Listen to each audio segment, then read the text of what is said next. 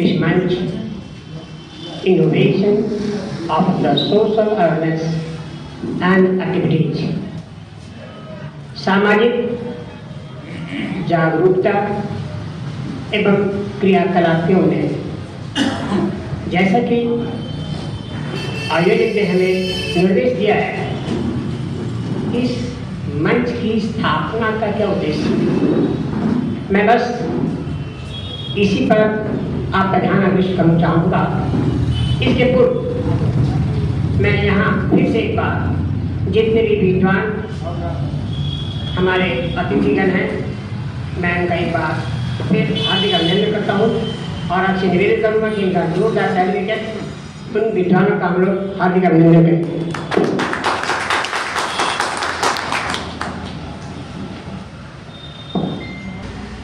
विभिन्न क्षेत्रों में विभिन्न लोगों के वर्तमान समस्याओं एवं कुरीतियों पर दृष्टिपात कर विद्वानों द्वारा उनके समाधान का स्वविवेक एवं अपने अनुभव के आधार पर उपाय बताना, जिससे व्यक्ति एवं समाज का कल्याण हो सके। हम वक्ताओं का मूल्यांकन उनके आर्थिक आधार पर नहीं, वरन उनके बौद्धिक आधार पर करेंगे। हम उस प्रतिभा को भी उभारने का प्रयास कर रहे हैं, जिसमें प्रतिभा की का विशेषता होते हुए भी साधन के अभाव में उपेक्षित है। इस मंच पर किसी भी उम्र, समुदाय, धर्म, जाति एवं लिंग के लोग भाग ले सकते हैं। इसके प्रत्येक कार्यक्रम में किसी एक बिंदु पर ही समस्या एवं समाधान आमंत्रित किए जाएंगे। बंधुओं, ये बहुत लेटेस्ट मंच है, ये हमारे समाज का दर्द है। आज जब मैं नजरें दौड़ाता हूँ तो देखता हूँ हर जगह, हर अवस्था, हर कहीं दर्द ही दर्द नजर आता है। उस दर्द का इलाज कहाँ हो, कौन करेंगे। इतने जो विद्वान लोग हैं, अगर मरने के बाद इनका अनुभव इनके साथ चला जाएगा तो मेरे जैसे लोगों को बहुत कष्ट होगा। हो सकता है आपके अनुभव आने वाली पीढ़ी के लिए दिशा निर्देश करने का प्रयास है। तो मैंने इसी महत्वपूर्ण उद्देश्य की पूर्ति के लिए इस मंच की स्थापना की है। और फिर से एक बार हम आप तमाम विद्वान आगंतुकों का हार्दिक अभिनंदन करते हैं। तो मैं कार्यक्रम का शुरुआत करने जा रहा हूँ। कार्यक्रम का शुरुआत स्वागत गान से कर रहा हूँ। जयंत जलद जी आप आ रहे हैं और स्वागत गान से हमारे आगंतुकों का स्वागत से अपने स्वागत गान से आपके समक्ष प्रस्तुत करता हूँ। सुधी जन स्तुति आपकी स्तुति आपकी, सुधी जन स्तुति आपकी, सुधी जन स्तुति आपकी। स्तुत्य है आप लोग सुधी जन स्तुति आपकी, सुधी जन स्तुति आपकी। सर्वहस्त में रचना आपकी, सर्वहस्त में रचना आपकी। अस्तरोन्नयन है आप लोग सुधी जन स्तुति आपकी, स्तुत है आप लोग। स्वागत सत्कार मेरा स्वागत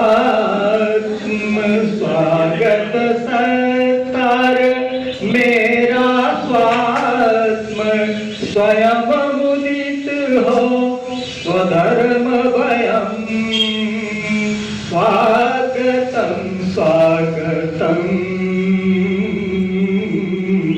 सुधिजन स्तुतिया प्रति सुधिजन स्तुतिया प्रति स्तुति है आप लोग।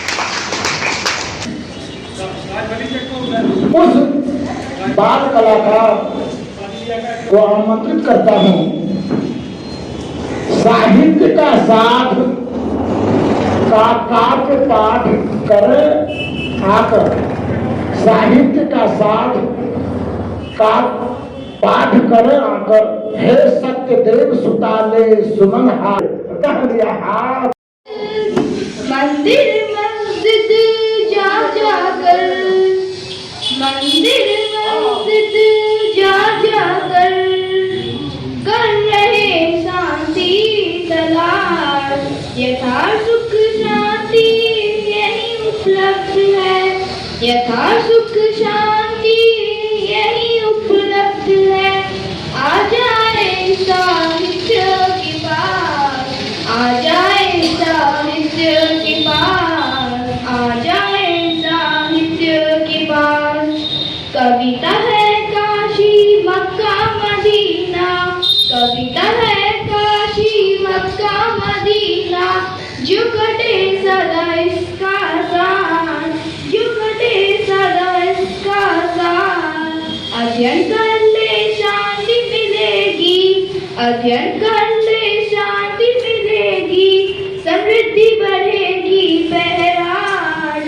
भोजन जठराग्नि को बुझाता, भोजन जठराग्नि को बुझाता, साहित्य बुझाता मानसिक आग।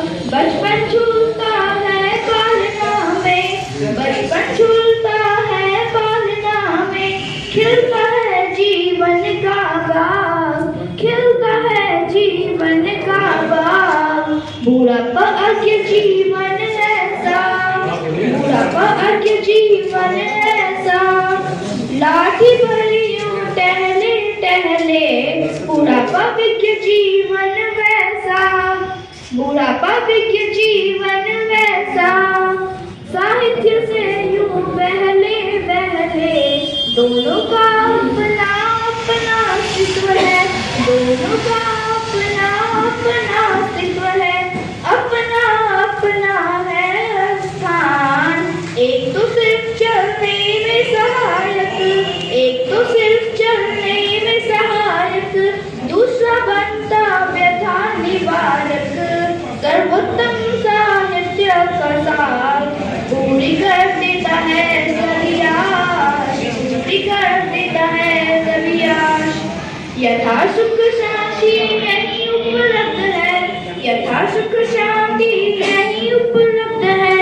आ जाए साहित्य के पास, आ जाए साहित्य के पास, आ जाए साहित्य के पास, आ जाए साहित्य के पास, आ जाए साहित्य के पास।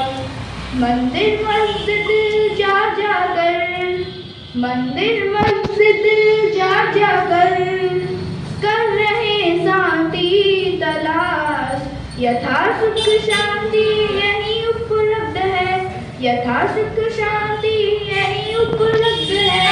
आ जाए साहित्य के पास, आ जाए साहित्य के पास, आ जाए साहित्य के पास, आ जाए साहित्य के पास, आ जाए साहित्य के पास। धन्यवाद।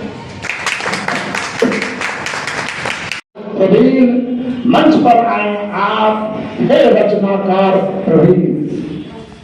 ज्येष्ठ कनिष्ठ रचनाकारों की सुदित हिता श्री रंजन अलख निरंजन प्रणेता आए आए आप पुनः, हे उपन्यासकार, चित्रकारिता व्यक्तित्व प्रणेता, चित्र सादा मध्य भ्रमर गुंजार करता, सुदिजन सुदिजन श्रीरंजन, सुदिजन श्रीरंजन मध्य श्रीरंजन।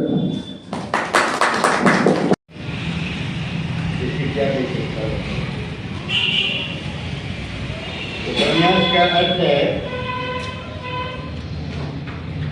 कि हम अपने आसपास के भोगे हुए जीवन को शब्दों के माध्यम से पुनर्निर्मित करते हैं। कोई भी एक कथानक जैसा है तो वो उपन्यास है। हमने जो भी जीवन देखा है, जो देख रहे हैं,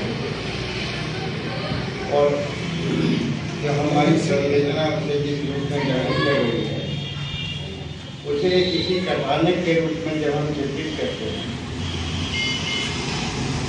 तो उसे उपन्यास कहते हैं। ये बहुत बड़ा एक सामाजिक दायित्व है। सामाजिक दायित्व इस अर्थ में, क्योंकि जब हम अपने ये समाज को शब्दों के द्वारा तो दरअसल हम क्या कर रहे हैं, हम एक रचना काल के कालखंड को, उसके सामाजिक वर्तमान को हम भविष्य के लिए उसका दस्तावेजीकरण है।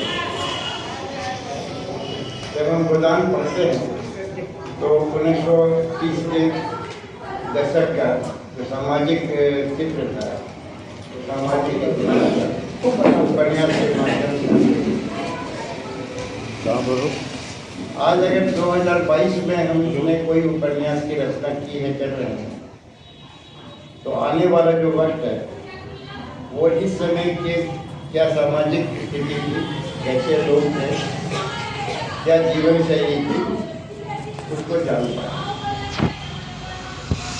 तो ये बहुत गंभीर और बहुत दायित्वपूर्ण एक कार्य है, जिसका बीड़ा एक साहित्यकार, एक उपन्यासकार, एक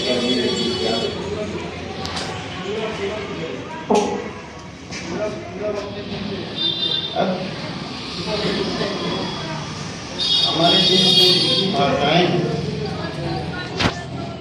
उसमें सबसे ज़्यादा जनसंख्या जो बोलने वाले की है वो हिंदी है,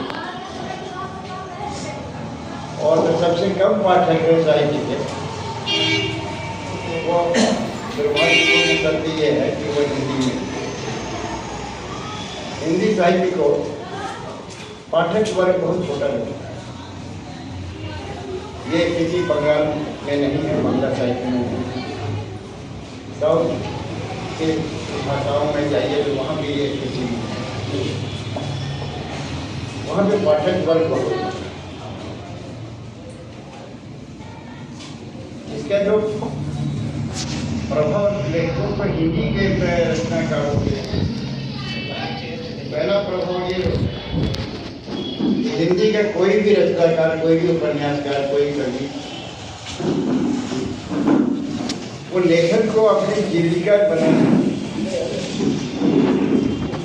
जबकि बांग्ला साहित्य में ऐसी बात नहीं और तो जब हम हिंदी में रचते हैं तो उससे हम कुछ उपार्जित करते हैं, और जब जिस काम से, जिस कार्य से हमें कुछ आर्थिक उपलब्धि नहीं होती, फिर भी अगर हम उस काम को कर रहे हैं, इसका अर्थ है कि हमारी जो सामाजिक चेतना है,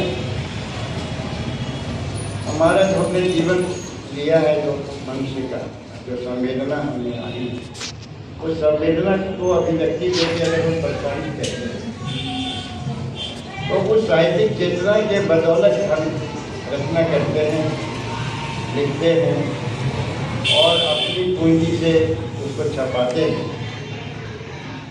और दूसरों में, ये बहुत बड़ी बात। तो इस अर्थ में उमेश जी की मैं बहुत प्रशंसा करता हूँ, उनकी मैं बहुत तारीफ करता हूँ और उनका इस मंच से मैं अभिनंदन करता हूँ कि उन्होंने निरंतर, हमने देखिए उनका लिस्ट, इनका उपन्यास की जो लिस्ट है वो 18 उपन्यास।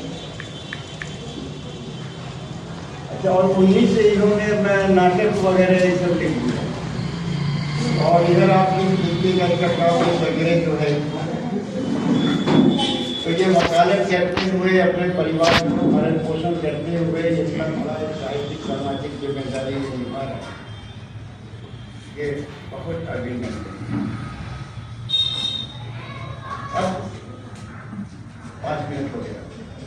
अब बाकी 5 मिनट जो है वो इस उपन्यास पे मैं बातचीत करूँ। जैसा कि मैंने कहा आपसे पहले ही कि जब हम उपन्यास का लेखन करते हैं तो वो एक समाज का एक इतिहास, अपने वर्तमान जीवन शैली का एक हम दस्तावेज तैयार करते हैं। ये उपन्यास भी यही है। आज की जो हमारी जीवन शैली है, जिसे टेक्नोलॉजी ने बिल्कुल बदल के रखी। जब हम स्कूल में पढ़ते थे, प्राइमरी क्लासेस में थे, तो पहाड़ा हम लोग रखते, और हमारी पीढ़ी के जितने लोग यहाँ पे हैं उन तमाम लोगों ने पहाड़ा रखा। हिसाब किताब चुटकियों के हम लोग कर रहे थे, सब्जी लेने के बाजार शादी कर रहे हैं चुटकियों में। लेकिन मैं अपनी बात करूँ जिसमें बचपन भर पहाड़ा रखा और हिसाब किताब पे हम लोग इतने माहिर थे, मैं खुद माहिर हूँ।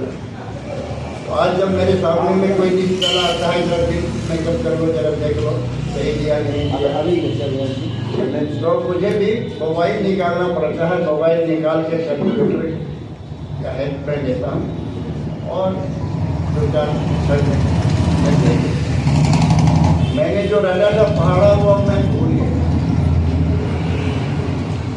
आज की जो पीढ़ी है, आज की पीढ़ी का मतलब है जो आज के नवयुवक है। हालांकि आज जो बच्चा रोज पैदा हो रहा है, वो आज जो बच्चा पैदा हुआ है और कल जो पैदा होगा उसमें भी जनरेशन का गैप हो गया है। ये टेक्नोलॉजी इतने स्पीड से चेंज हो रही है।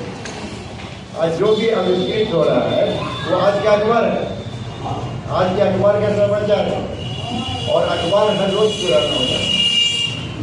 मेरे कहने का ये है कि ये जिस वर्तमान समय में हम जी रहे हैं, उस समय टेक्नोलॉजी इतने स्पीड में बदलती जा रही है जो हमारे जीवन को सहज और सरल भी करती है, लेकिन साथ साथ में इसका जो बाई प्रोडक्ट है वो हमारा समूचा ज्ञान जो हमें पढ़ा नहीं जाता सर हमारा जरूरी करता है। और हम जिस तरीके से कैलकुलेटर के गुलाम हम लोग बन चुके थे, उस तरीके से आज हम कंप्यूटर के और मोबाइल के गुलाम हैं। कंप्यूटर एक मोबाइल पे भी इनका एक नॉवेल इसके पूर्व में आ चुका है, तो मैं मोबाइल से ज़्यादा बात नहीं करना चाहता क्योंकि अब समय भी मेरे पास बहुत करता है। तो कंप्यूटर के तो हम गुलाम बन गए, गूगल के हम गुलाम बन गए, उसके सर्च इंजन का, इंसाइक्लोपीडिया का, विकीपीडिया का हम गुलाम बन गए। हाँ, अब मुझे कुछ भी अगर जानना है तो हम उसी के माध्यम से जाओ। या कुछ बातचीत हो रही है, दो मित्रों में कुछ बात हो रही है, मामूली सी बात हो रही है कि फलाना हीरो हीरोइन का फलाने स्थिति में आए हैं और ये गाना फलाने का संकेत है कि सब कह रहा था, उस पर विवाद नहीं करते हैं, तुरंत तुरंत चेक कर लेते हैं कि सही कह रहा है गलत कह रहा है। तो इतना हम लोग इसके अधीन हैं। हेलो, तो ये जो नॉवेल है कंप्यूटर शीर्षक ही है, इस नॉवेल का कथानक ही यही है कि दो परिवार हैं। एक परिवार है जिसका सांस्कृतिक चरित्र है, जो अपने साहित्य पे और अपने मूल्यों पे ये रहा है, और वो अपने बच्चों को भी उनको ही शिक्षा दे रहा है।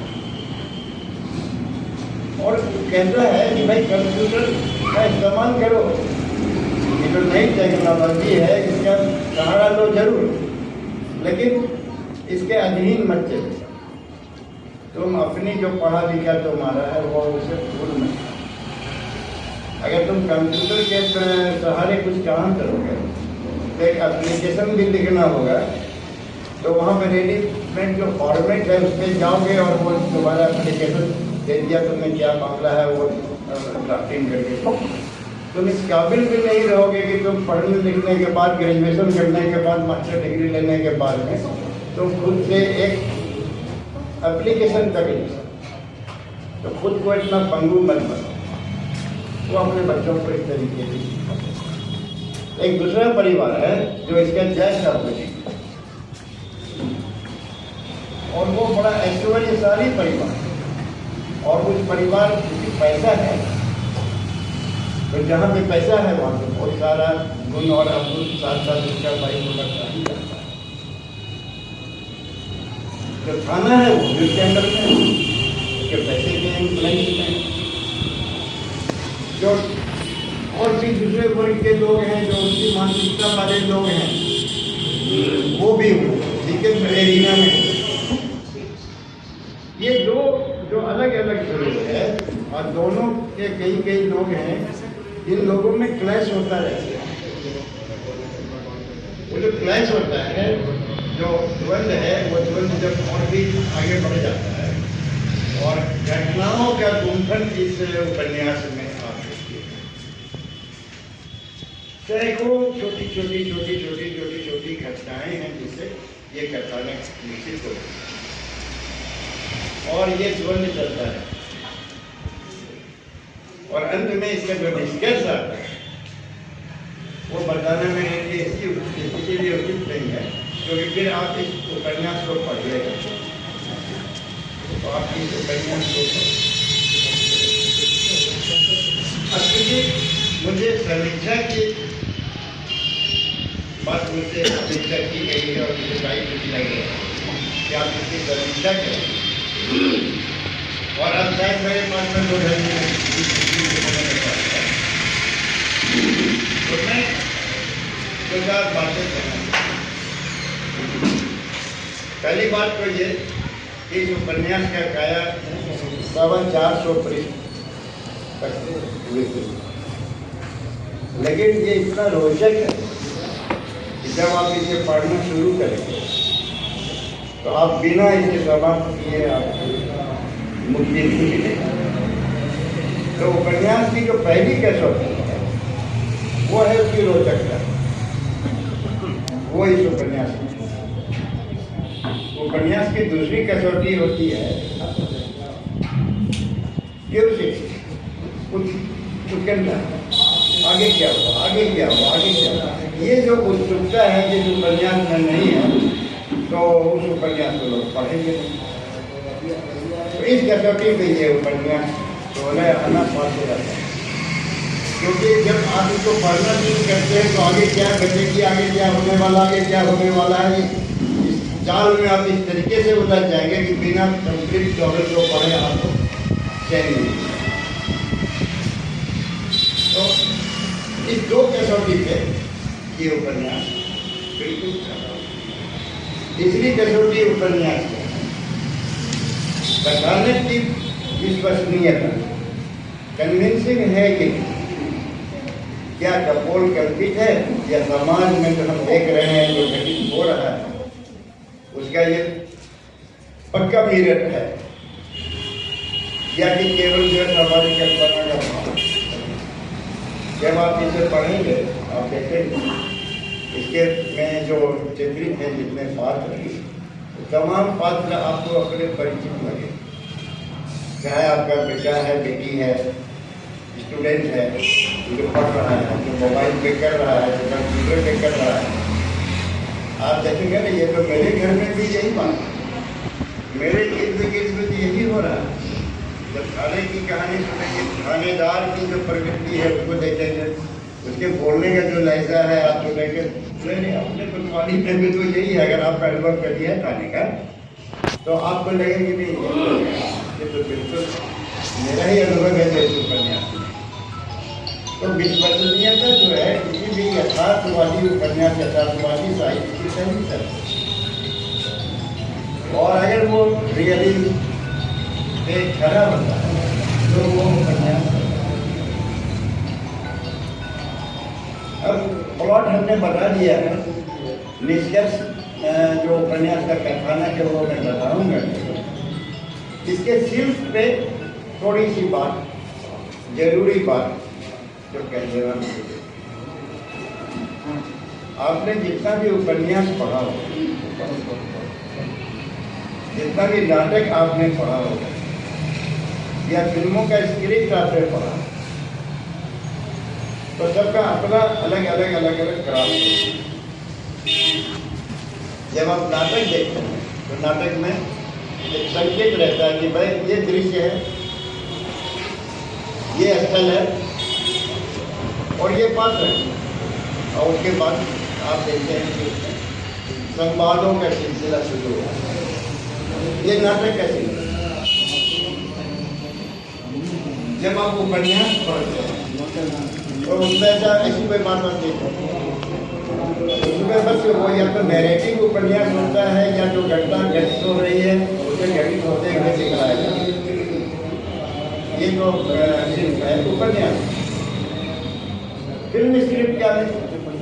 2.5 घंटे की फिल्म है और उसमें अगर 250 दृश्य है और इतना गाना है, ये है और अलग अलग शॉट बनता है कि भाई किस पर क्या है, या आउटडोर है या इनडोर है, और फिर उस पर संवाद। लेकिन इस उपन्यास में ये खूबी है कि इसमें ये जो 3 आपको हमने बताया, फिल्म स्क्रिप्ट, नाटक और उपन्यास, तीनों की जो खूबियाँ हैं, जो क्राफ्टमैनशिप है, उसका देखिएगा कॉम्बिनेशन है इस उपन्यास। पहली बात तो ये है कि ये उपन्यास संवादों के सहारे ही लिखी है। पात्रों के संवादों के माध्यम से ही कहानी नरेट की जा रही है और उन संवादों के माध्यम से ही कथानक लिखी है। ये मामूली खूबी बहुत बड़ी बात।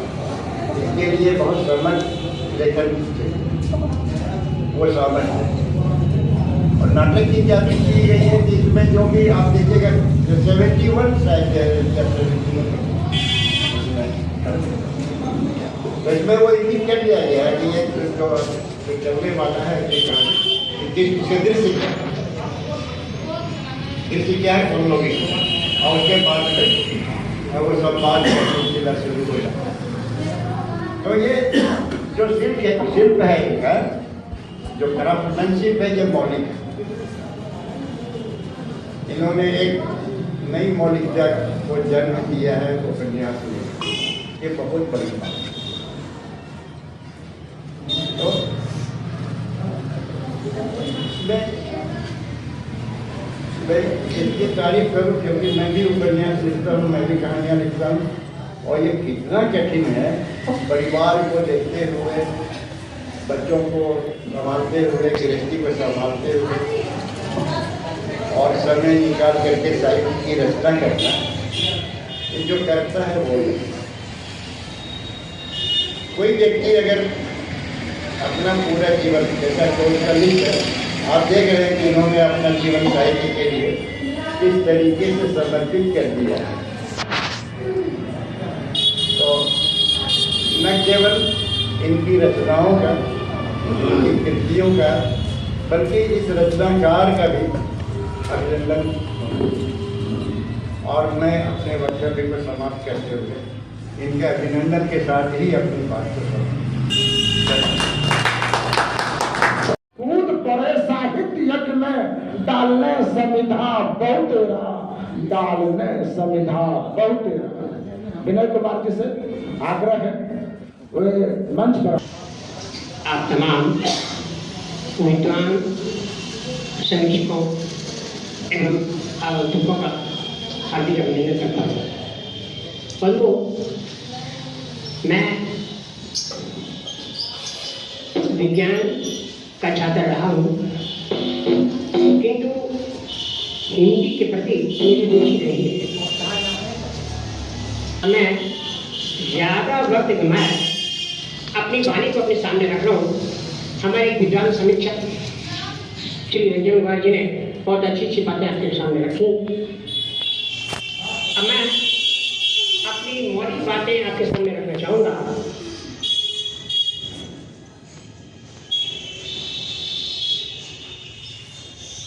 समीक्षा, समीक्षा का अर्थ होता है परीक्षण, गुण दोष का विवेचन। अब प्रश्न उठता है, हम किसकी समीक्षा करेंगे? लेखक, उपन्यासकार या उनकी रचना का? बंधु, मैं आपसे विनम्र प्रार्थना करता हूँ कि थोड़ा सा ध्यान देने की जरूरत है। समीक्षा का अर्थ होता है परीक्षण, गुण दोष का विवेचन।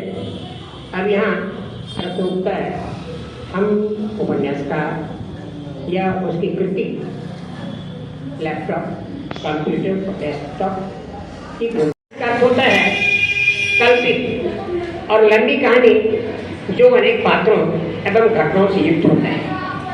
यह गद्य में लिखी गई कथा है, व्यथा है, जिसमें प्रधानतः काल्पनिक पात्र और घटनाएं होती हैं।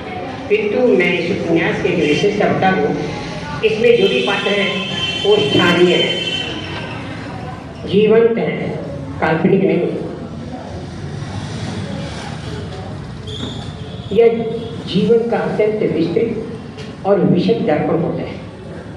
जैसे किसी बात को अगर रोचक बना के प्रस्तुत किया जाए, परोसा जाए, तो खाने वाले को या देखने वाले को अच्छा लगता है। आज हम लोग अगर किसी बात को सपाट बोलने की शिक्षा में, तो वो रोचक नहीं होता है, मज़ेदार नहीं होता है। तो उपन्यास में वही होता है। यह जीवन का अत्यंत विस्तृत और विशद दर्पण है और साहित्य की अन्य विधाओं की तुलना में इसका क्षेत्र व्यापक होता है, जिसमें जीवन की विविधताओं का चित्रण होता है। मैं उपन्यासकार द्वारा रचित उपन्यास का आद्योपांत अध्ययन किया। इसमें बहुत सारी बातें जो व्यक्ति, परिवार, समाज, प्रांत और देश के लिए उपयोगी है, इन सारी बातों को क्रम से इतने कम समय में रख पाना संभव नहीं है।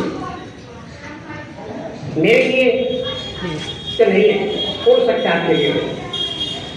इसकी भाषा सरल है तो क्लिष्ट भी। मैं उपन्यास के बारे में बोल रहा हूँ, कृति के बारे में बोल रहा हूँ। इसकी भाषा सरल है तो क्लिष्ट भी। कुछ देसी भाव भाषा है तो कुछ विदेशी भी। आप अगर उपन्यास को पढ़ेंगे तो पता चलेगा इसमें जो भाषा है वो सरल भी है तो क्लिष्ट भी है, देसी है तो विदेशी भी है, इंग्लिश का डायलॉग भी है, इंग्लिश का स्टेटमेंट भी है। इसको समझना आसान है तो कठिन भी।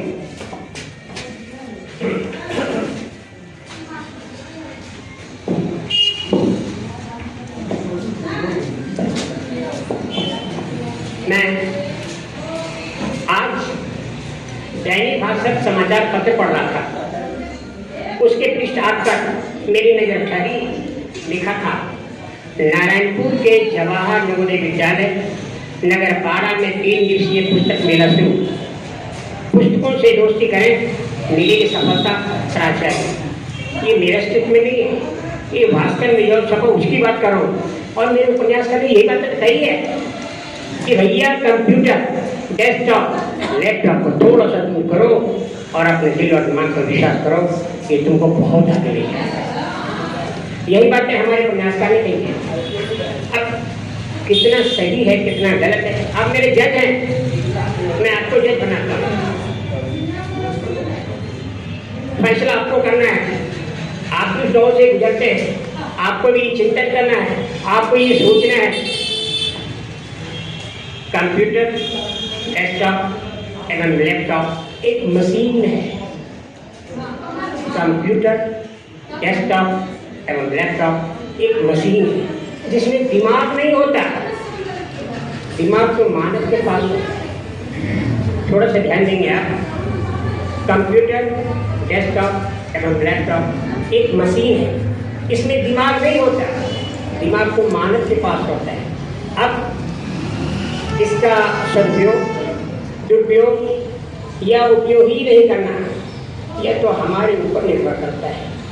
अगर आपके ऊपर कोई मशीन है तो उसका उपयोग करते हैं, दुरुपयोग करते हैं, या उपयोग ही नहीं करते हैं। अगर आपके पास दिमाग दिया भगवान ने, man is the best creation of God, आपने सुना होगा, जाना होगा। अगर मानव क्या करे, कंप्यूटर घर से लेकर की दिखा दे, आपकी दिखाने के लिए तो हमसे बढ़ गया। अब ये सारा काम इसी पर आधारित है, ये भगवान से भी बढ़ गया। तो बंधु ये आपको फैसला करना है। मैं तो बहुत बड़ा विद्वान हूँ नहीं, मैं तो जस्ट आपके इस दर्द को परोसने के लिए मंच की स्थापना की है। और मैं विश्वास के साथ कहूँगा इस मंच से इतनी सारे दर्द आएंगे और उसका समाधान भी होगा, इसका इलाज भी होगा। माँ साहब, मैंने आद्यपान इस पुस्तक का अध्ययन किया है।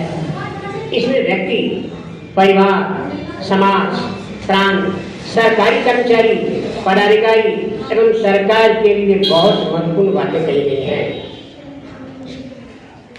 कोई भी क्षेत्र अछूता नहीं है जिसे इतने कम समय में बता पाना संभव नहीं है। इसलिए मैं आपसे एक निवेदन करूंगा, अदरवाइज नहीं देंगे, अन्यथा नहीं देंगे, का अध्ययन एक बार आप अवश्य करें। फिर मैं इस बात को दोहराता हूँ आपके सामने।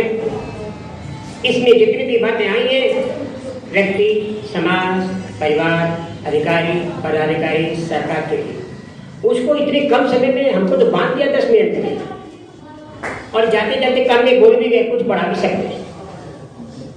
तो मैं उसी का लाभ उठा रहा हूँ। तो इस उपन्यास में जितनी भी बातें कही गई हैं वो सब की बातें हैं। और मैं एक बार निवेदन करूंगा, इस पुस्तक को, इस उपन्यास को आप जरूर पढ़ लें।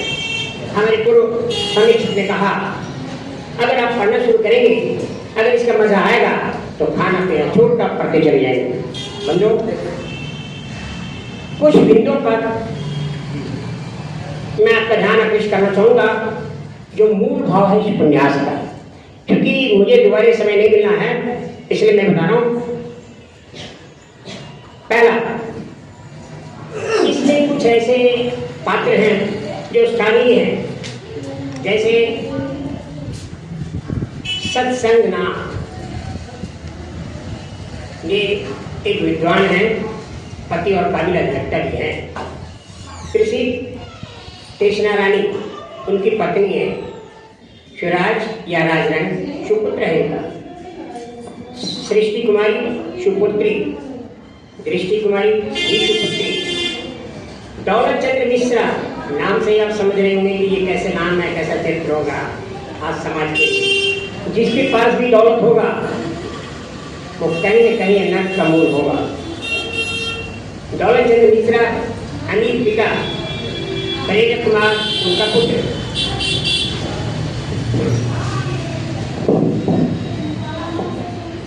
गुणीभूत थानेदार अध्यक्ष, बेचारा लाचार है घूस के दबाव में। अगर वही ये नहीं आप, ये घूस जो नहीं करा दे। गुणीभूत थानेदार अध्यक्ष, सूर्य की पत्नी, सुप्रभात बेटा, मुद्दा नानी बेटी। अन्य पद में प्रमुख वैद्यनाथ सिंह जो स्थानीय कटारा के हैं, जयप्रकाश शास्त्री जो अलीगढ़ के निवासी हैं, जैन जय जो स्थानीय कौन सा मोहल्ला का लगता है, कौन बाग है बताइए ना। जो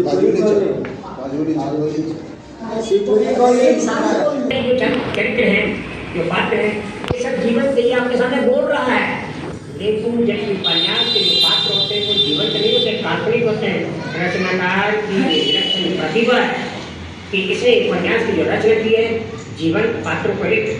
आइए मूल भाव मैं बहुत संक्षेप में, क्योंकि मुझे समय में बांधा गया कष्ट, मैं मूल भाव 4 बिंदु आपके सामने रखना चाहूँगा। उसके बाद मैं अपनी बारी तैयार हूँ। पहला, कंप्यूटर, मोबाइल, स्मार्टफोन बच्चों के प्रारंभिक अवस्था में नहीं दिया जाए तो अधिकार एवं समाज की भलाई होगी। पहला बिंदु, कंप्यूटर, मोबाइल, स्मार्टफोन बच्चों की प्रारंभिक अवस्था में नहीं दिया जाए तो उसमें अभिभावकों और समाज की भलाई होगी। चिंतन आपको करना है, निर्णय आपको लेना है। इसको देखकर हम बच्चों के दिमाग को निष्क्रिय बना रहे हैं, जिसका दूरगामी असर हमारे समाज एवं देश पर पड़ेगा। एक समय ऐसा आएगा कि बच्चे पढ़ा बगैर कंप्यूटर के लेके बोल नहीं पाएंगे। तो उसमें दिमाग निष्क्रिय बना दिया हम लोगों ने अपने कंप्यूटर मोबाइल थमा के। वो जहाँ कुछ भी होगा वो मोबाइल देखने लग जाएगा, जहाँ कुछ भी होगा कंप्यूटर देखने लग जाएगा।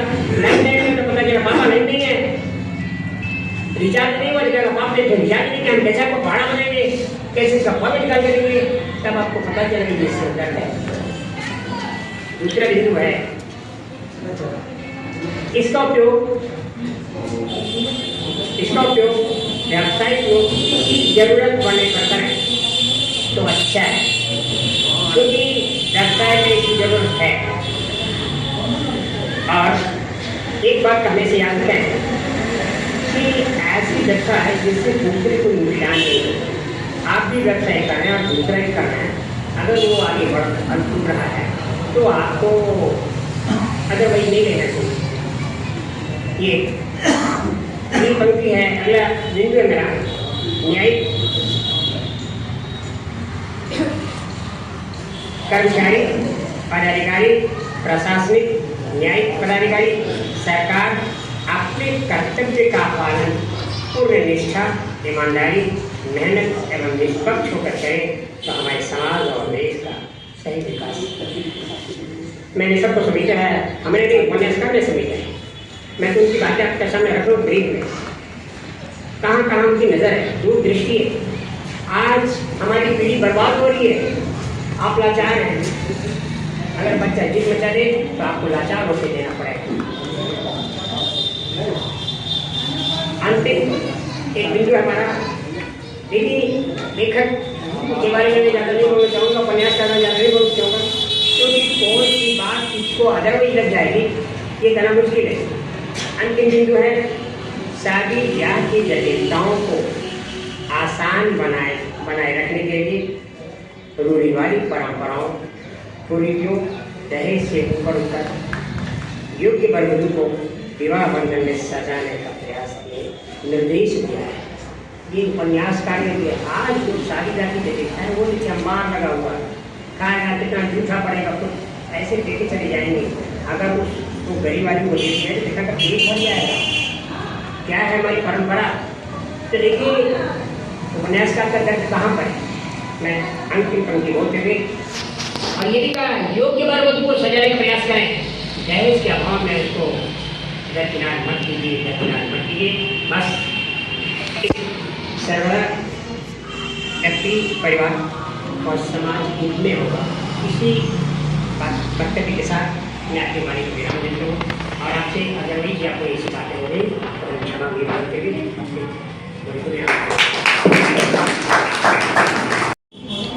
मैं इस उपन्यास से संबंधित सरस्वती वंदना आप लोगों के सामने प्रस्तुत कर रहा हूँ।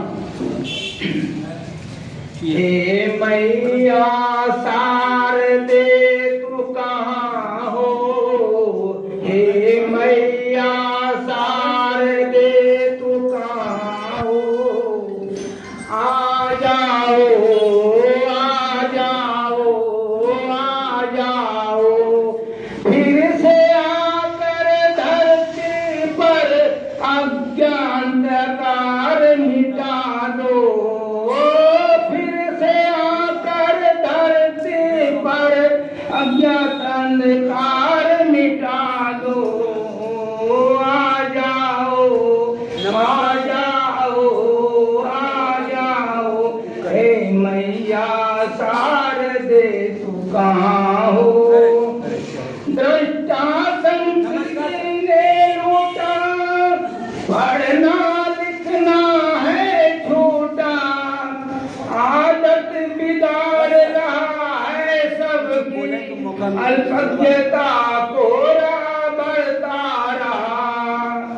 अब न देर करो माँ शारदे, अगंतम कोरा तू छटा दे,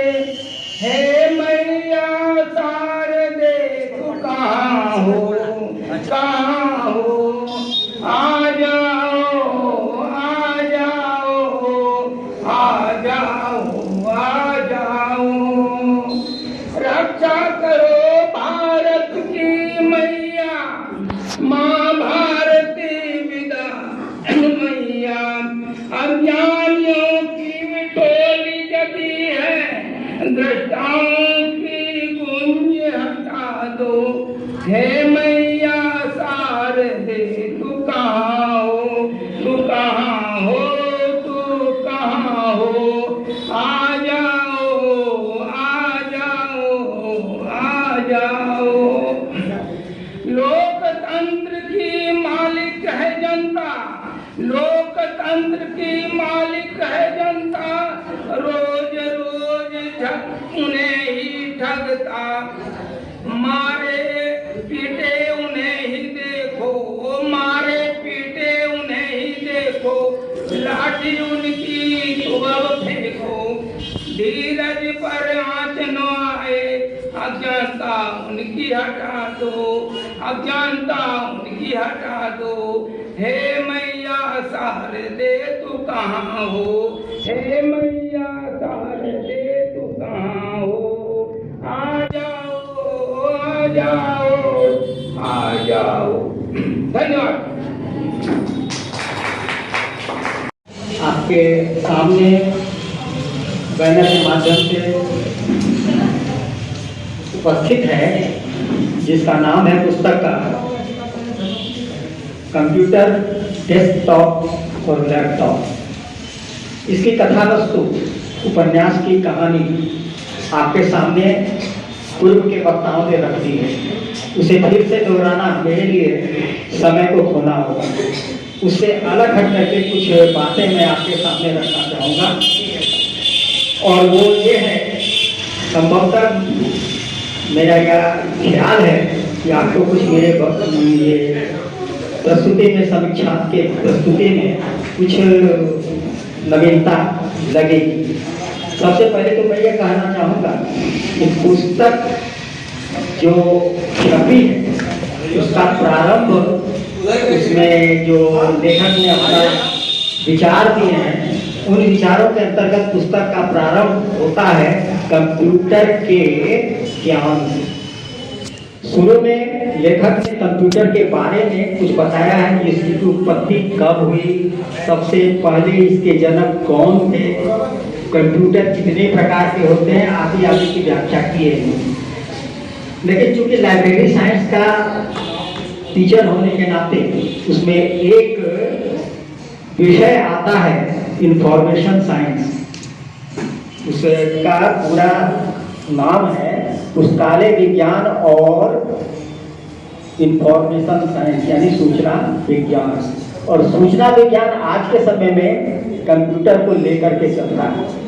पहले सूचनाएं होती थी, ढोल पीट करके लोग व्यक्तिगत रूप से सामने जाते थे, कहते थे, इत्यादि इत्यादि कई तरह की विधियाँ थी। ये आपने देखा होगा, स्तंभ में लिख करके जो है सूचना दी जाती थी, लेकिन आजकल कंप्यूटर के माध्यम से सूचना दी जाती है। तो कंप्यूटर का जो उन्होंने पूरी चीज, उसका विस्तार से, उसके जनक का, उसकी उपयोगिता का, उसकी पीढ़ियों का, कंप्यूटर का जो पीढ़ी है वो पीढ़ी दर पीढ़ी चलते चलते आज 5वीं 6वीं पीढ़ी पर आ गई है कंप्यूटर। मुख्यतः कंप्यूटर के दो रूप अभी प्रचलन में, एक एनालॉग और दूसरा डिजिटल। एनालॉग के बारे में बहुत कम लोग जानते हैं, क्योंकि उसका उपयोग जो है, उसका उपयोग मापन के रूप में इंजीनियर और ढंग के जुड़े पेशे से व्यक्ति करते हैं।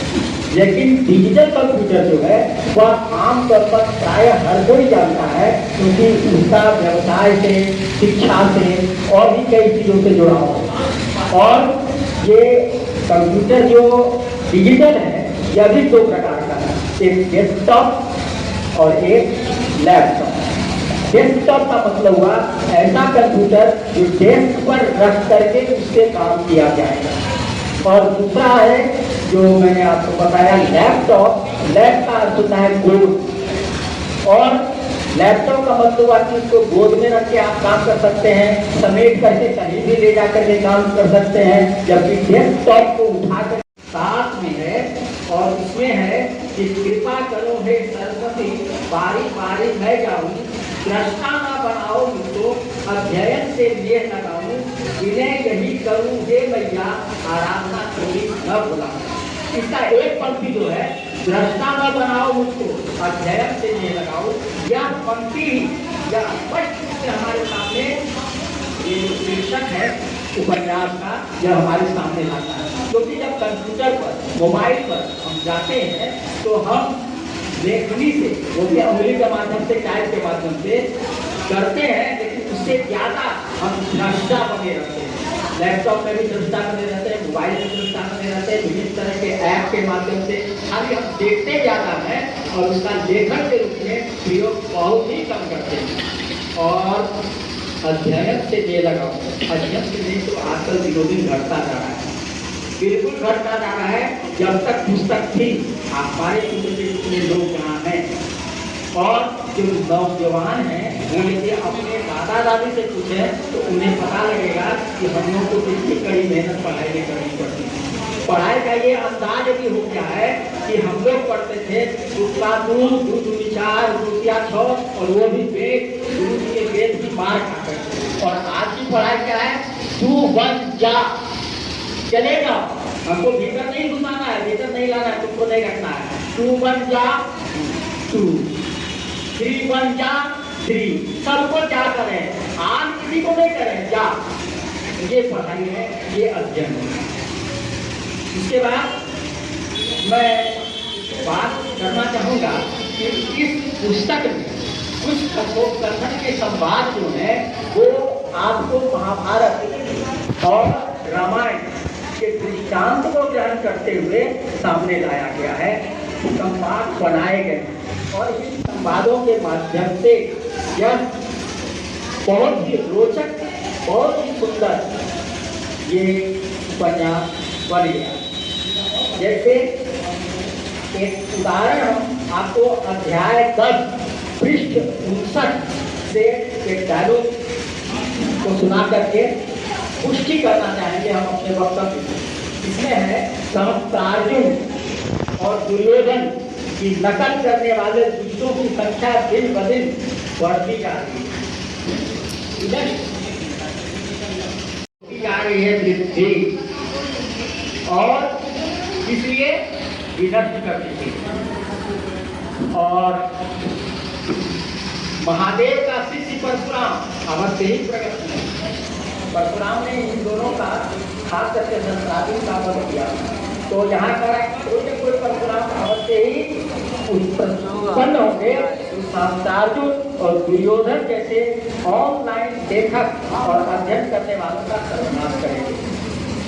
इसमें आपको जो है तो एक होता जा रहा है, उस ऐप के असर से बताने वाला दूर खड़ा रहेगा, परीक्षा देने वाला दूर खड़ा रहेगा और भीतर भीतर किस तरह से तार वगैरह का एडजस्टमेंट कर करके उत्तर ले करके वो उत्तर लिख देता है, बना देता है।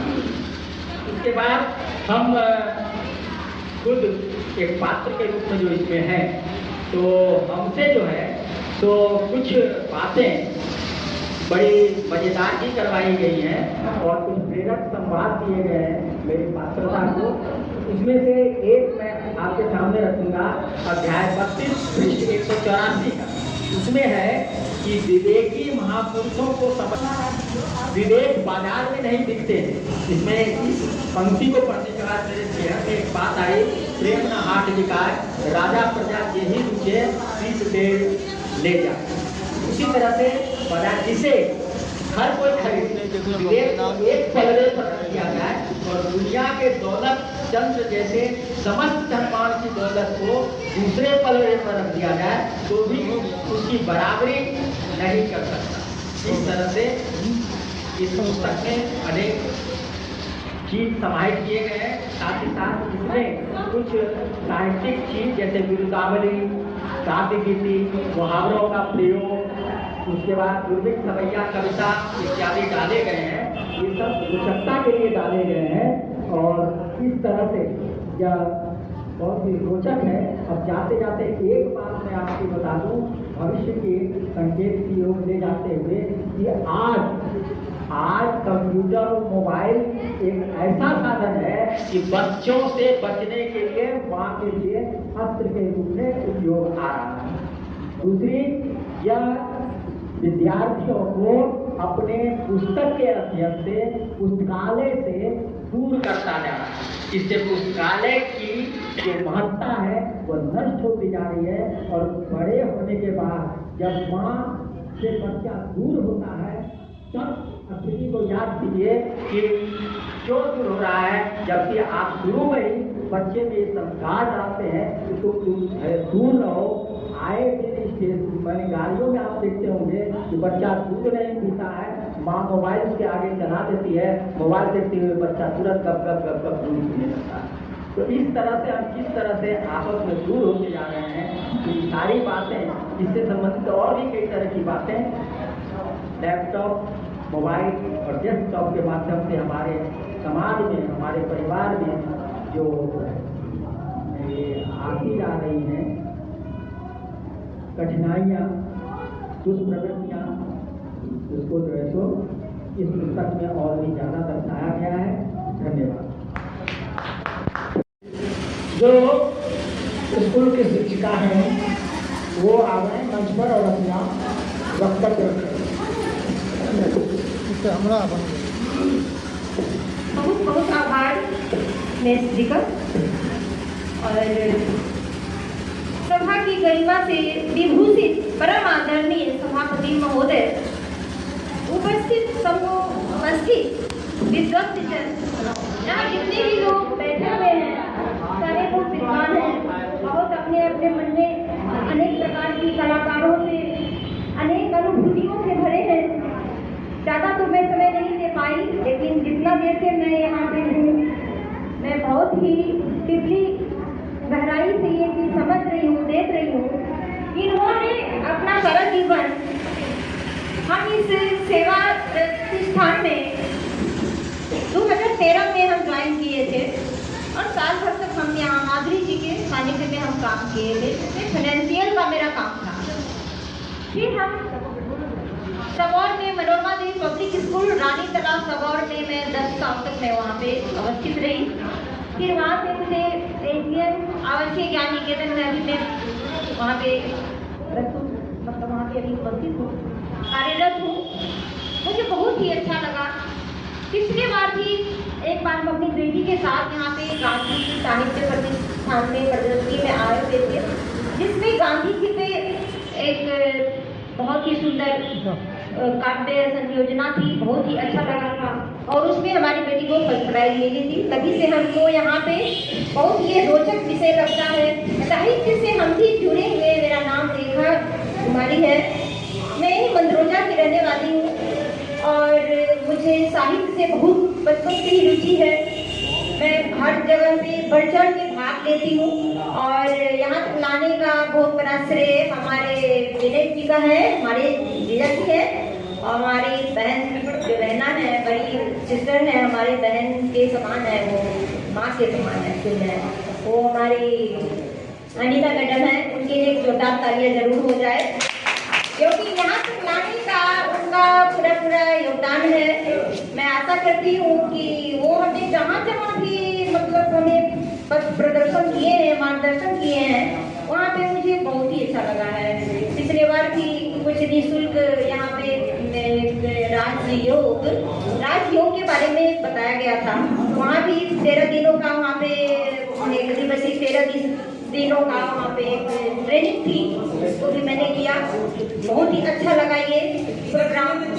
कहा गया है हर सिक्के के 2 पहलू होते हैं, अच्छाई और बुराई। जहाँ पे किसी चीज से हमें अच्छा हो रहा है वहाँ हमें बुरा भी होता है। कंप्यूटर हमारे जीवन का एक बहुत बड़ा आवश्यकता भी बन गई है। इससे हम अवंचित नहीं हो सकते हैं, इसे हम अपनी लाइफ से हटा भी नहीं सकते। लेकिन हाँ, अति सर्वत्र वर्ज्यते, हर चीज का एक अति नहीं होना चाहिए, एक लिमिटेशन होना चाहिए। ये नहीं कहा गया है कि आप उससे दूर हो जाएं।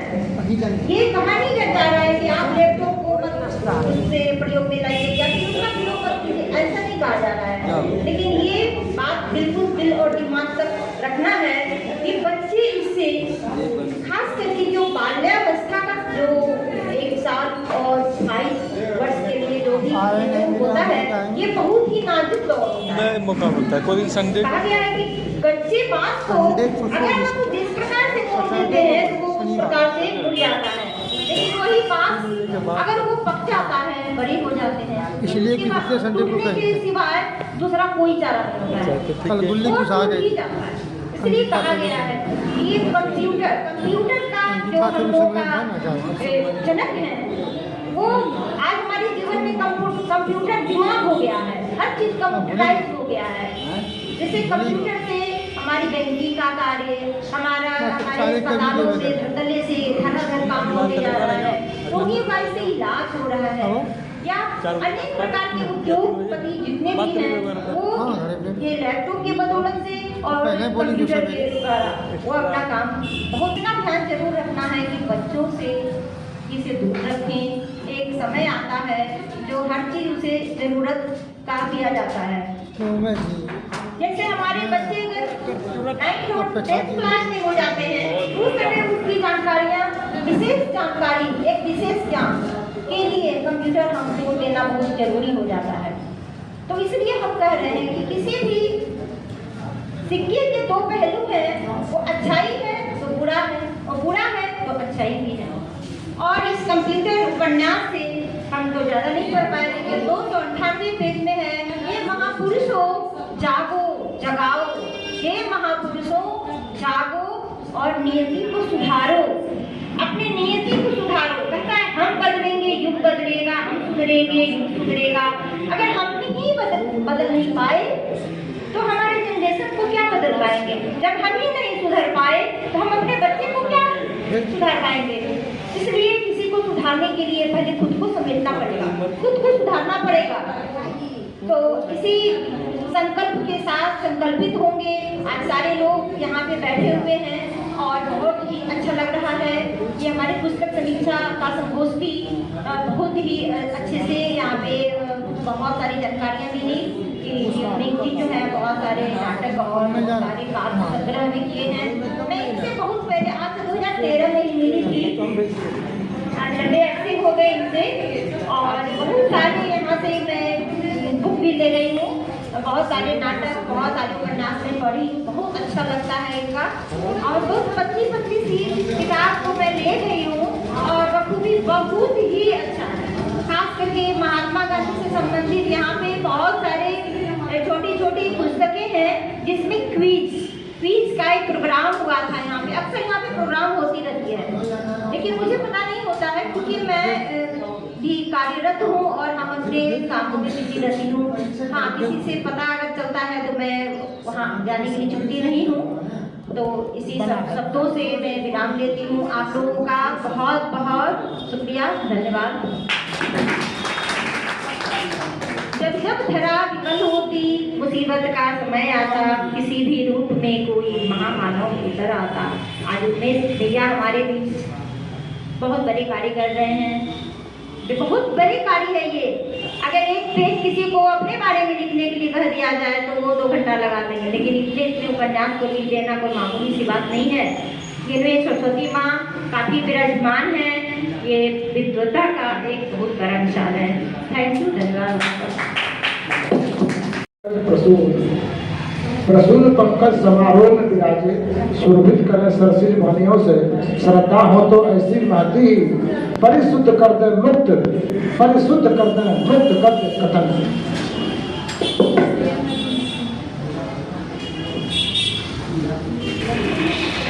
Computer laptop. सबसे पहले मैं इसकी एक प्रति उनके रचनाकार उमेश बाबू के हाथों से लेना चाहूँगा।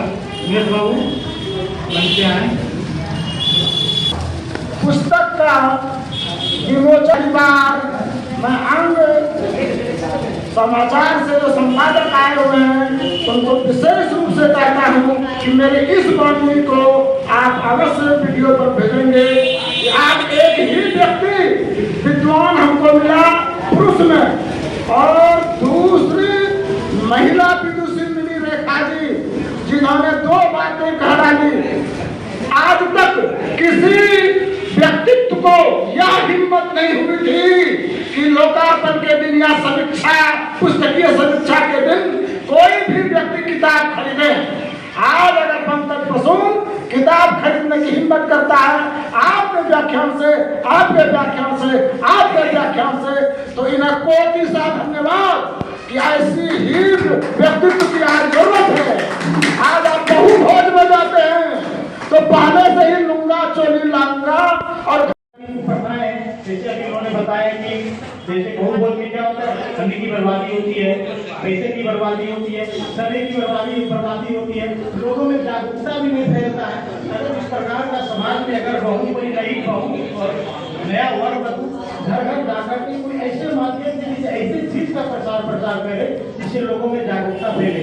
तो लेखक इन 2 अध्यायों में यह बात बताना चाहते हैं, तकनीकी की विसंगतियां बता रहे हैं। तकनीकी ज्ञान को सीखते हुए तकनीकी ज्ञान हमारे लिए कितना जरूरत है, लेकिन उसमें विसंगतियां हैं। उनके विसंगतियों से इतर हमें व्यवहारिक ज्ञान भी सीखने की जरूरत है। जैसे आप मेरे उदाहरण के द्वारा आपने समझ लिया, तो ये लेखक ने इसकी चर्चा अध्याय 71 और 72 में की है। ये पुस्तक का एक समीक्षात्मक मूल्यांकन नहीं हो गया, इसलिए आपको समझ में आ गया हो लेखक किताब के जरिए विभिन्न अध्यायों में आपसे क्या कहना चाह रहे हैं। बताने की कोई जरूरत नहीं, मोबाइल बुद्धू बक्सा है। कोई भी काम हुआ गूगल असिस्टेंट आ गया है, कोई भी काम हुआ तो गूगल असिस्टेंट से पूछो, तो गूगल असिस्टेंट से पूछने से कुछ नहीं हो जाएगा ना। तो अगर किसी चीज की ज्ञान की किसी नॉलेज की जरूरत, विकिपीडिया की चर्चा हो, विकिपीडिया पे चले जाते हैं। तो पुस्तकों का अध्ययन छूट रहा है, व्यवहारिक ज्ञान का अध्ययन छूट रहा है। जो ज्ञान ये सही है, ये कंप्यूटर लैपटॉप और जैसी पुस्तक आपसे आगे कोई ना पढ़ ले, आपसे आगे इसका ज्ञान कोई ना सीख ले, आपसे आगे चलकर इसमें दी हुई बातों को सीखकर जीवन में आगे ना बढ़ जाए तो सफल में धूप तो होगी। आप समय का बोलेंगे कि हमारे पास समय नहीं है, जो चल सके तो चलो, अगर फिर भी आपको थोड़ा समय निकालना चाहिए कुछ साहित्य का अध्ययन करने के लिए, कुछ अलग प्रकार के उपन्यास का अध्ययन करने के लिए। सभी है भीड़ में, तुम भी निकल सको तो चलो। हर लोग भीड़ में है, अब बहाना ना बताएं कि मेरे पास समय नहीं है, मैं ये खरीद नहीं सकता हूँ, इसमें पैसा बर्बाद हो जाएगा। आप इसको लेंगे, पढ़ेंगे, कुछ न कुछ तो सीखने को मिलेगा ही। ठीक, इसलिए बहाना ना बनाए। सभी तो भीड़ में है, आपको आगे निकल करके हर चीज को प्रोत्साहित करना होगा। कंप्यूटर, डेस्कटॉप, लैपटॉप ही नहीं, इससे बड़े जहां भी आपको अच्छा लगता है उस चीज को प्रोत्साहन दें, अपने को सकारात्मक चीजों में लगाएं, सकारात्मक अध्ययन में लगाएं। पता है ये जीवन यात्रा है, आप इंटरनेट से इंटरनेट की ओर बढ़े, ये जीवन यात्रा है, आपको इंटरनेट से इंटरनेट की बढ़े। हे बंसी वाले दृष्टि फेरो, तुम बिन मेरा कोई नहीं। दुष्ट कर्मी ने धन लूट लिया, अंग मेरा है टूट गया। लूट गया हूँ मैं, देखो रहा न मेरा अब कोई। हे बंसी वाले दृष्टि फेरो, तुम बिन मेरा कोई नहीं। तुम बिन मेरा कोई नहीं। नहीं कोई और ठिकाना मेरा, कोई न बुलाता है मुझको। कोई न बुलाता है मुझको प्रभु, कोई न बुलाता है मुझको। कोई न जाऊं मैं अब कहाँ कैसे, बखान विपदा का करूं तुमसे। कान सुनाओ मुरली की और नहीं है कोई। हे बंसी वाले दृष्टि फेरो, तुम बिन मेरा कोई नहीं। तुम बिन मेरा कोई नहीं। स्मरण दुष्कर्मों का करता रहा हूँ मैं ऐसे। मुर्दा तन है मेरा, रूह बन के रुई कोई। हे बंसी वाले दृष्टि फेरो, तुम बिन मेरा कोई नहीं प्रभु। तुम बिन मेरा कोई नहीं। आत्मज्ञान की उनकी धार में साजबाज नहीं है। विषादी कोहरा गहन तम हो तो डूबोगे नैया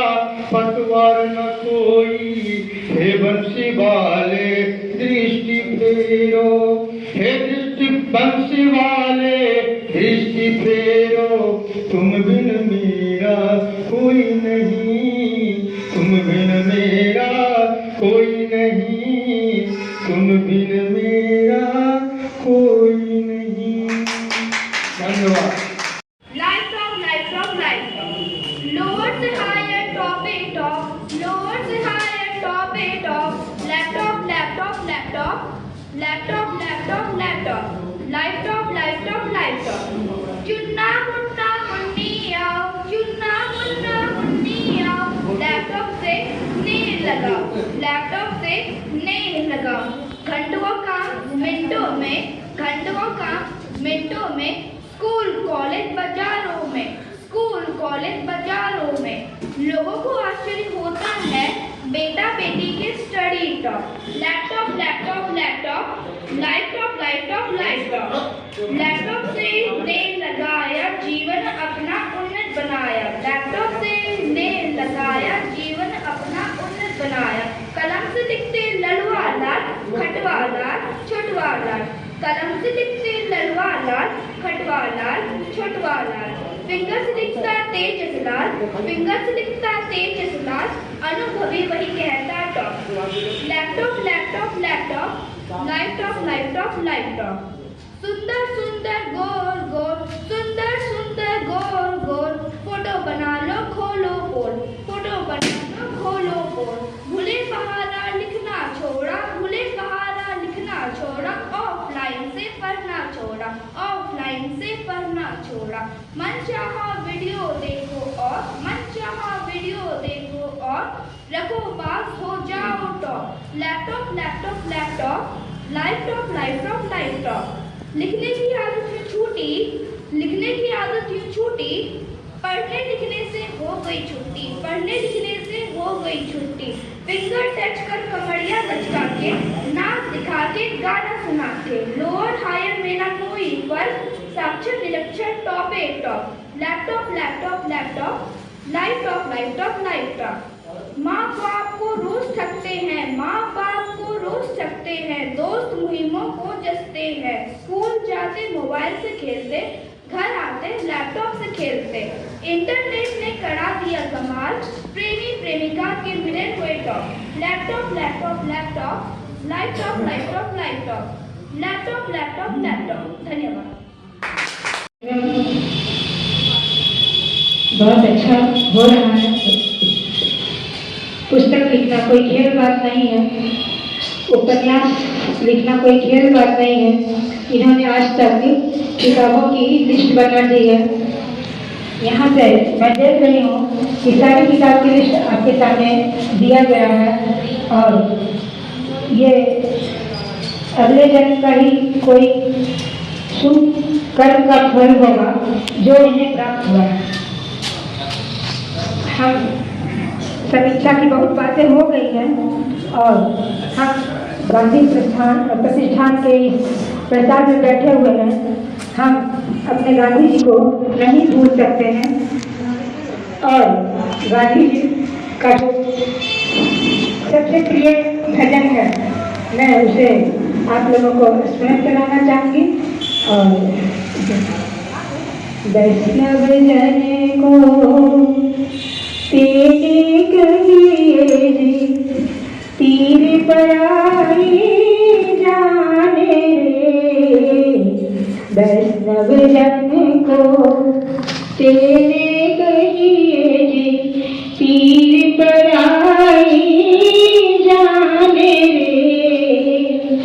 पर दुखे उपकार करे तोए, पर दुखे उपकार करे तोए. मन अभिमान जाने रे. वैष्णव जन को तेरे कहिए तीर पर आई जाने रे. सकल लोगे माँ सबने बंदे निंदा न करे बात काछ मन निश्चल राखे. धन धन जननी तेरी रे. वैष्णव जन को तेने कहिए तीर पराई जाने रे। समदृष्टि ने तृष्णा त्यागी पर स्त्री जे माते रे। जीवा थकी असत्य न बोले, जीवा थकी असत्य न बोले, पर धन नव धन झाले रे। वैष्णव जन को तेने कहिए तीर पराई जाने रे। मोह माया नहीं जीने बिन बैरागी तेना मनवारे। राम नाम सु तालिर लागी सकल तीरथ तेना मनवारे। वैष्णव जन को तेने कहिए तीर पराई जाने रे। पर दुखे उपकार करे तोए, पर दुखे उपकार करे तोए, मन अभिमान नाने रे। वैष्णव जन को तेने कहिए तीर पराई जाने रे। धन्यवाद। मैं बहुत बहुत धन्यवाद देते हैं हमारे उमेश जी को, जिन्होंने इस उपन्यास की रचना कर डाली है। और ये उपन्यास आज के डेली के लाइफ में ये बहुत ही अच्छा लिखा गया है और हमें इसे पढ़ना चाहिए। और मैं बहुत कम पढ़ी हूँ, मेरे घर में पुस्तक है और मैं अपने पति को देखती हूँ कि वो रात में भी करीब 12 बजे रात 1 बजे रात तक बैठ के पढ़ते रहते हैं। करके मैं चिल्लाती हूँ कि इतना रात हो गया सो जाइए, फिर भी वो पुस्तक पढ़ते रहते हैं। इससे हमको लगता है कि जरूर ही इसमें बहुत सारी रोचक बातें लिखी गई हैं। और मैं थोड़ा अध्ययन की हूँ, पहले तो पूरा नहीं पढ़ी, लेकिन वो कई दिनों से महीनों से इस पुस्तक को पढ़ रहे हैं और जब भी समय मिलता है वो पुस्तक लेके बैठते हैं और पढ़ते हैं। तो आज का ये नीड है। और जब आज का रचना करते हैं, रचनाकार बनते हैं, समाज के दर्द को, समाज की पीड़ा को, समाज के कसक को अपने शब्दों के द्वारा, कलम के द्वारा, साहित्य के पन्नों पर उधेड़ कर समाज को एक संदेश देना चाहते हैं। उन्होंने भी लैपटॉप, कंप्यूटर, पुस्तक के माध्यम से यही संदेश दिया है। आदमी तो आदमी होता है, विज्ञान ने बहुत तरक्की किया है। आजकल आदमी धरती से चांद पर चला गया है, आदमी धरती से चांद पर चला गया है, लेकिन वह आदमी के रूप में नहीं है। क्या क्या न हुआ इस तरक्की के जमाने में, क्या क्या न हुआ इस तरक्की के जमाने में, पर आदमी न रह सका आदमी के पैमाने में। लेखक ने इस किताब के माध्यम से आदमी को आदमी के पैमाने में बनकर रहने का एक संदेश दिया है, जो बड़ा गुण तथ्य है। इस पूरे पुस्तक को पढ़ने के बाद आपको समझ में आएगा। इसलिए मैं आग्रह करूंगा, रिक्वेस्ट करूंगा कि एक बार इस पुस्तक को आप अवश्य पढ़ें। मैं मनाता हूँ तो मैं करीब 10-20 वर्षों से जरूर जानता हूँ। मैंने इन्हें एक नाटककार के रूप में जाना जब इन्होंने एक अलीगढ़ में एक नाटक का मंचन किया था, झंडा उखाड़ दो। तब मैंने उनका तेवर देखा और वो तेवर और जोश आज भी बरकरार है, जबकि उम्र के ये काफी लंबे पड़ाव को पार कर चुके हैं। ये लंबी सूची है इनकी किताबों की, दर्जनों किताबें इन्होंने प्रकाशित करा चुके हैं।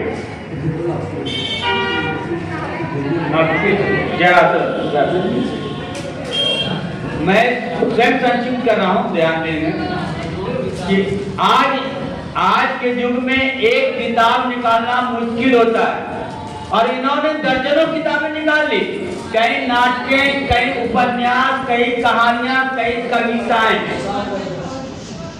फिर भी इनका जोश अभी भी देखने लायक है। ये अभी भी जवानों के कान काटते हैं और इनका संकल्प है कि जब तक मेरी सांसें चलेगी मैं लिखता रहूंगा। मैं इनके जोश और जज्बे को सलाम करता हूं। मैंने जिस एकाग्रता के साथ प्रेमचंद की कहानियां पढ़ी, देवेंद्र बाबू का उपन्यास अत्ता पत्ता पढ़ा, उसी एकाग्रता के साथ मैंने उमेश बाबू का मजदूर भी पढ़ा। क्योंकि आज आलोचनाओं की कमी नहीं, कितनो अच्छा लिखिएगा ना, कोई न कोई आलोचना कर हूबहू लिख दिया अपनी भाषा में, अपनी शैली में। मुझे याद है कि ये इनकी मजदूर किताब में भोपालपुर का जिक्र है, नाथनगर का जिक्र है, कौन दिया रहा है, चैतपुर चौर है, मनियारपुर चौर है, तो चैतपुर भी है ना, दोनों सटे है। और मनियारपुर तो मेरा ससुराल पड़ता है तो मैं जानता हूँ। हाँ, जनकपुर, हाँ। कांता प्रसाद जी से भी मेरा बहुत लगाव रहा है। स्कूल पीरियड से हमारे संरक्षक रहे, सहयोगी रहे। इसलिए जब मुझे पता चला कि उमेश बाबू और कांता बाबू के अच्छी पड़ती है तो मैंने बहुत जुड़ने का प्रयास किया कि इन लोगों के मार्फत से मैं कम से कम उन साहित्य से जुड़ूं, उन रचनाओं से जुड़ूं जो कि जी कर लिखा जाता है।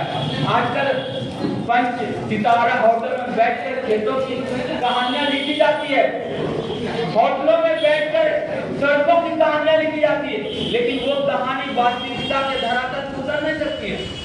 तो यथार्थ के धरातल को वही कहानियां उतरती है जो कि यथार्थ में रहकर, जो सच्चे दुख भोग कर ही सच्ची कहानियां लिख सकते हैं। मुझे अफसोस होता है कि आज हमारे पाठक वर्ग और श्रोता वर्ग की संख्या घटती जा रही है। जैसे कि इन्होंने अपने नए नवीनतम उपन्यास में जिक्र किया, लैपटॉप, डेस्कटॉप और मोबाइल। जैसा कि पूर्व वक्ताओं ने बताया है कि आज लैपटॉप के कारण, डेस्कटॉप के कारण और मोबाइल के कारण बच्चे सच्चे ज्ञान से दूर हो रहे हैं, संस्कार से दूर है। वो दादा दादी की कहानी नहीं सुनेंगे, मोबाइल पर फेसबुक देखेंगे, चैट करेंगे, लाइक करेंगे। तो आज इन किताबों के सार को समझने की जरूरत है। कम से कम लेखक की भावनाओं की कदर करें कि लेखक ने किन परिस्थितियों में लिखा और कितने दुख और कितने दुख को झेल कर लिखा, कितने पसीने चुला कर लिखा, कितनी त्रासदी झेली। मैं तो समझता हूँ कि इन्होंने जो कुछ झेला वही कुछ लिखा है। इन्होंने जो कुछ देखा सो कुछ लिखा, कहीं से पढ़कर नहीं लिखा है।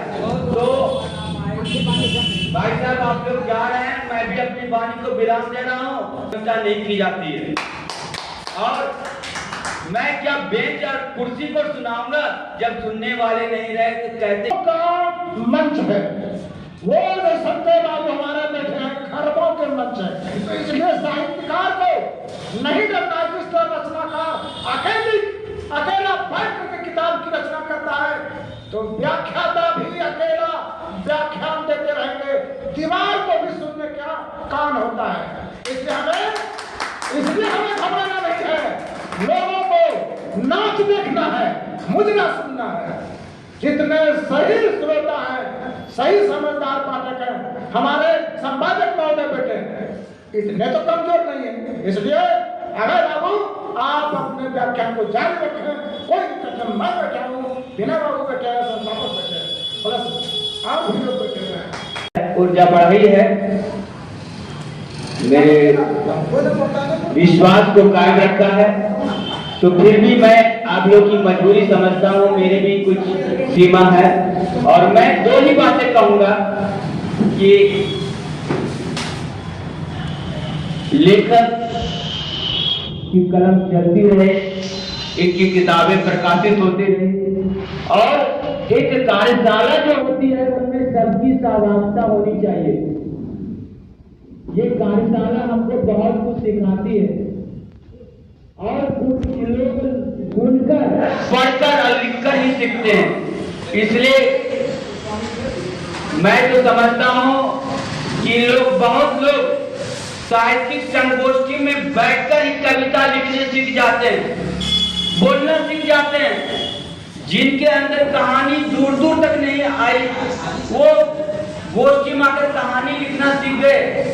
मैं तो कुछ नहीं हूँ, और मैंने भी अगर कुछ आड़ी पिछी लिखना सीखा है, कुछ बोलना सीखा है इन लोगों के बीच रहकर ही, तो संगति से बहुत कुछ सीखा जा सकता है। अच्छी संगति कीजिएगा तो अच्छा गुण मिलेगा, अच्छी भाषा मिलेगी, अच्छी शैली मिलेगी, अच्छा अनुभव मिलेगा।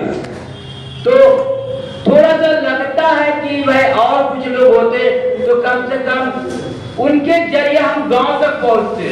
आज बहुत लोग गांव की कहानियां लिखी जाती है, लेकिन गांव में पढ़ी नहीं जाती है, वो हम तक सीमित रहती है। तो इन पुस्तकों का गांव-गांव में प्रचार हो। उमेश बाबू से मैं रिक्वेस्ट करना चाहता हूं कि जब भी मौका मिले एक टीम बनाइए और गांव की ओर चलिए। मैं भी साथ रहूंगा, मुझे मौका मिला तो। और गांव में आपको अच्छे श्रोता मिलेंगे, बहुत संख्याओं में मिलेंगे। तो इसी उम्मीद के साथ कि अगली गोष्ठी इससे भी ज्यादा दमदार होगी और बहुत लोग जुटेंगे, बहुत लोग लाभान्वित होंगे, बहुत अच्छी सीख लेके जाएंगे। इसी शुभकामनाओं के साथ मैं अपनी वाणी को विराम दे रहा हूं और इनके उज्जवल भविष्य की कामना करता हूं। ये अधिक उम्र तक जिए, इनकी ऊर्जा अधिक समय तक बनी रहे, ताकि ये अच्छी से अच्छी किताबें और भी लिखते रहे और हम लोग अच्छी से अच्छी किताबें पढ़ते रहे, कुछ सीखते रहे। धन्यवाद। गंगा की धरती हमारी सुल्तानगंज की धरती है, हमारे बिहार की धरती है, इसमें हमारा गौरव है। किसी भी आदमी को अगर मोक्ष प्राप्त करना हो तो उत्तरवाहिनी गंगा में आपको विलीन होना पड़ता है। लेकिन आप जो ये कह रहे हैं कि लोग जा रहे हैं, हम लोग उसका मूल्य नहीं समझ रहे हैं। मूल्यवान लोग ही चीजों का मूल्य समझते हैं। लोग आते रहेंगे, जाते रहेंगे। आपकी वाणी में कितना दम होना चाहिए। आप दीवारें भी संगीत गाने लगे, उस संगीत को तो सुनने लोग आएंगे। सड़कों पे तो भाग के कहाँ जाएंगे। नदियां भी संगीत करेगी, झरने भी संगीत करेंगे, हवाएं भी संगीत करेंगी, उससे लोग दूर भाग के कहाँ जाएंगे। इसलिए जीवन में आपको अच्छा लगा।